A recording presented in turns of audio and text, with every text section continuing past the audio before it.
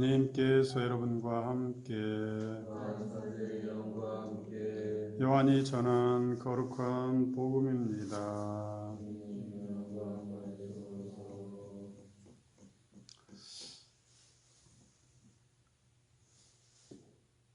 그날 곧 주간 첫날 저녁이 되자 제자들은 유다인들이 두려워 문을 모두 잠가놓고 있었다.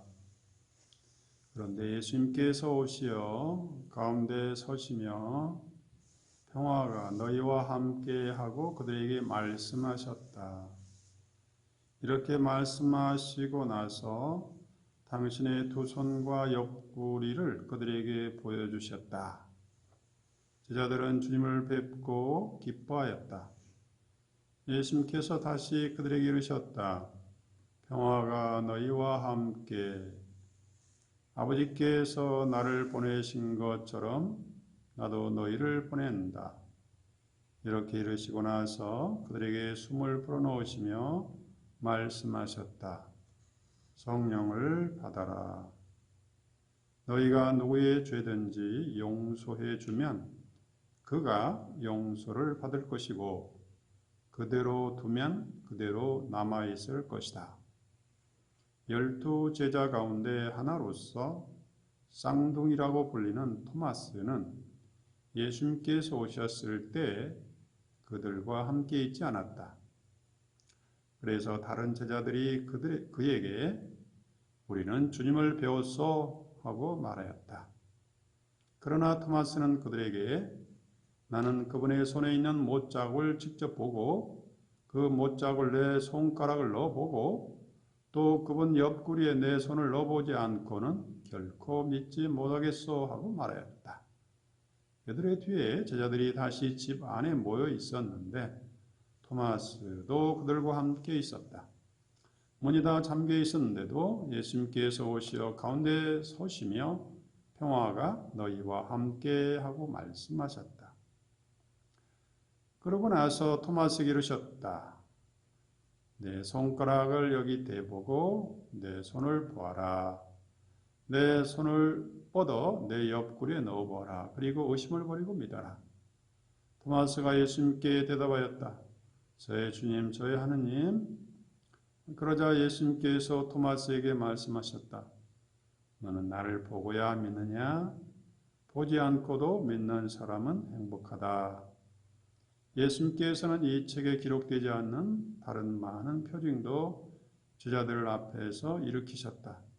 이것들을 기록한 목적은 예수님께서 메시아시며 하느님의 아드님이심을 여러분이 믿고 또 그렇게 믿어서 그분의 이름으로 생명을 얻게 하려는 것이다. 주님의 말씀입니다.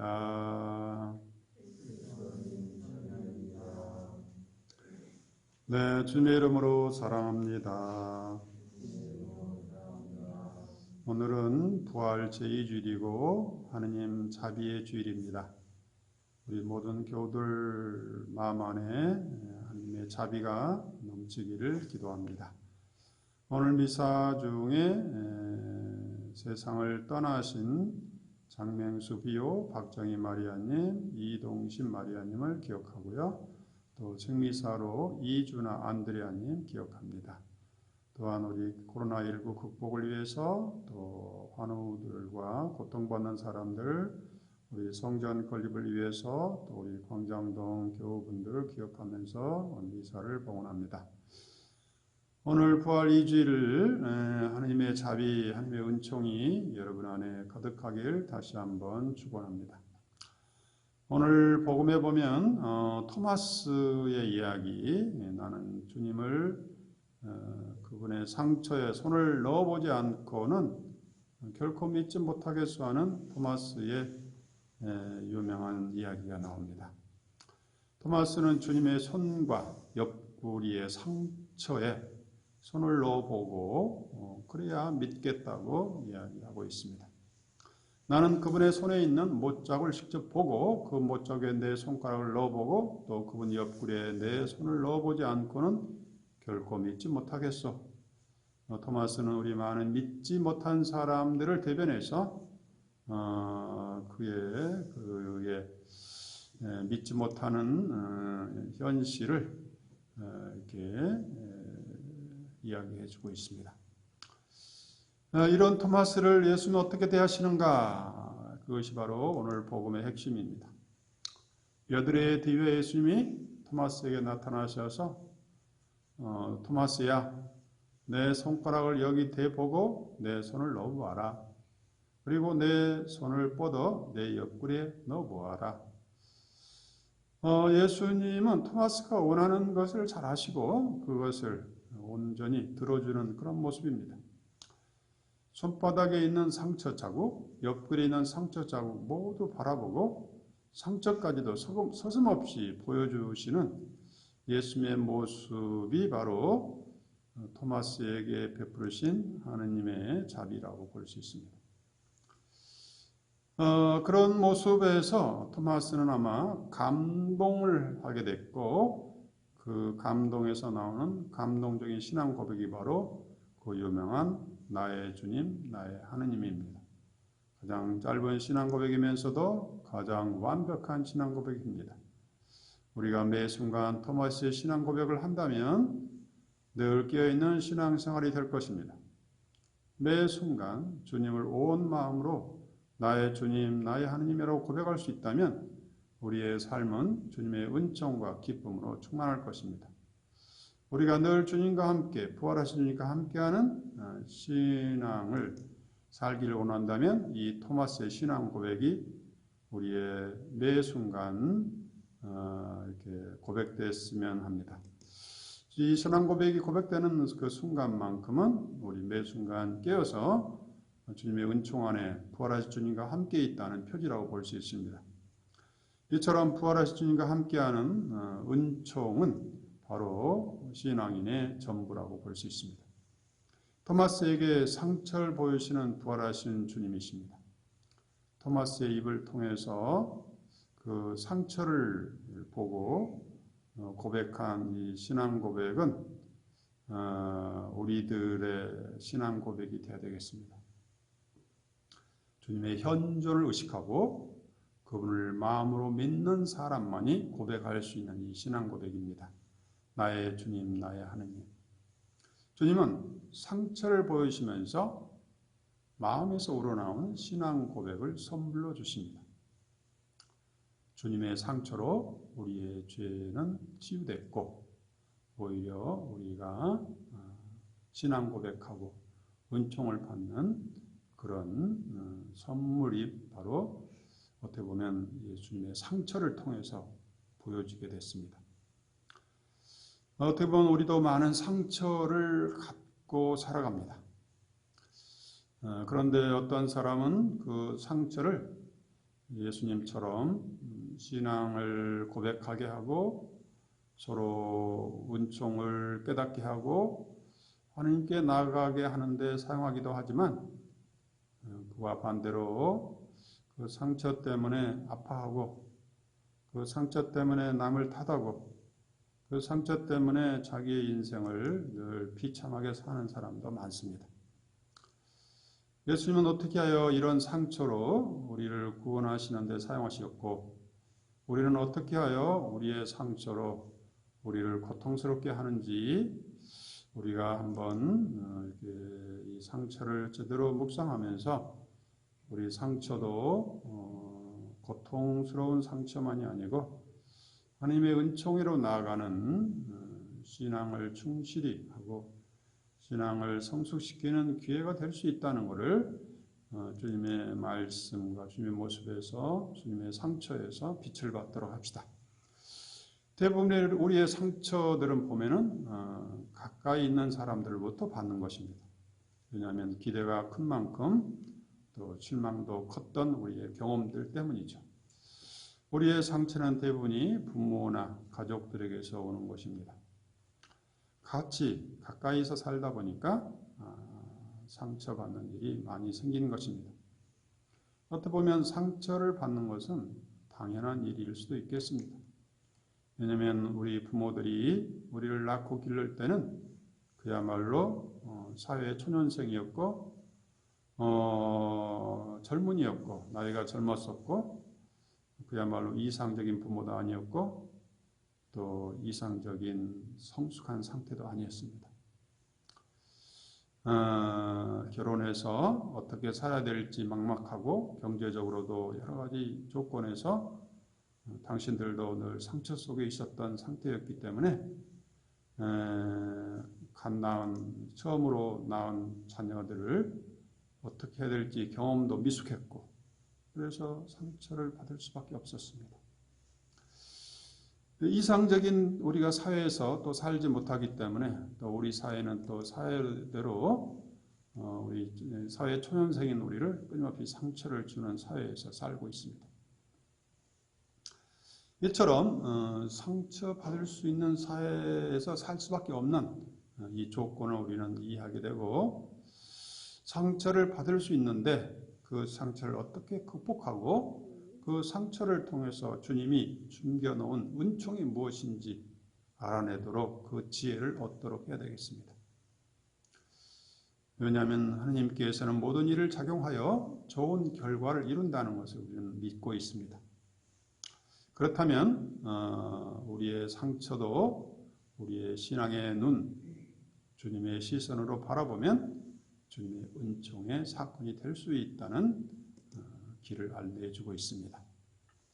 어떤 사람은 그 상처에서 교훈을 얻고 자신의 상처를 삶의 지렛대로 삼아서 성숙하는 데 활용하기도 합니다.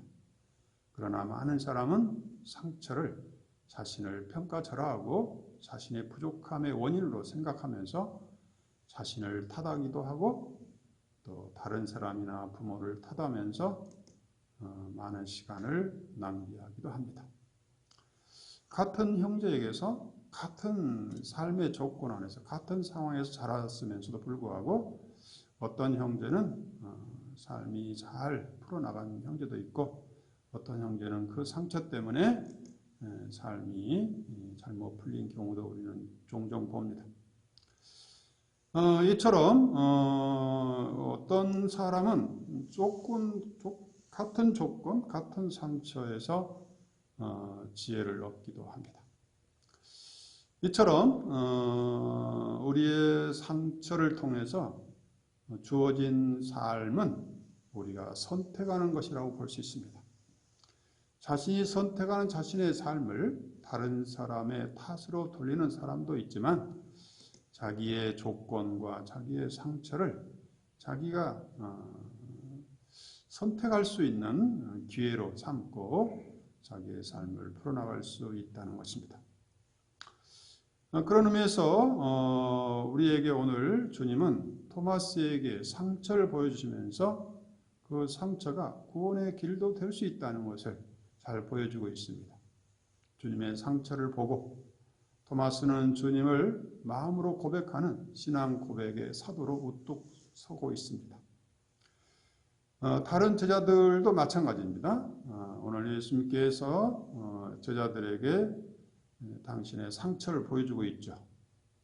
그 상처를 보고 제자들은 기쁨으로 충만하고 하나님의 평화로 가득 찼고 성령으로 가득 찬 모습을 보여주고 있습니다. 오늘 복음의 시작에서 제자들은 유다인들이 두려워서 문을 모두 잠가놓고 있었습니다. 우리가 아무리 마음의 문을 닫아 걸고 주님과 담을 치더라도 우리 주님은 우리에게 다가오셔서 늘 부활의 기쁨을 주고 싶은 그런 모습이 보입니다. 예수님께서 첫 마디가 바로 평화를 빌어주시고 나서 당신의 손과 옆구리를 상처를 제자들에게 보여주고 계십니다. 그런데 즉시 제자들은 주님을 뵙고 주님의 상처를 보고 기뻐했다 이렇게 되어 있습니다.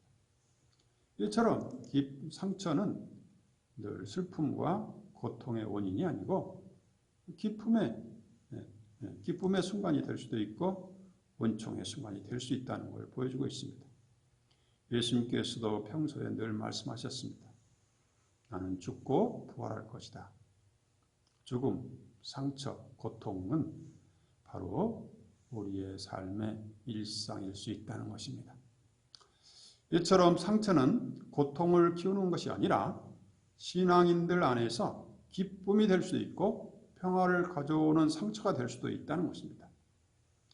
주님은 당신 상처로 우리를 기쁨과 평화로 이끄시고 아버지 하느님이 우리를 보내신다는 사명으로 초대하는 기회로 삼고 있습니다. 평화가 너희와 함께. 아버지께서 나를 보내신 것처럼 나도 너희를 보낸다.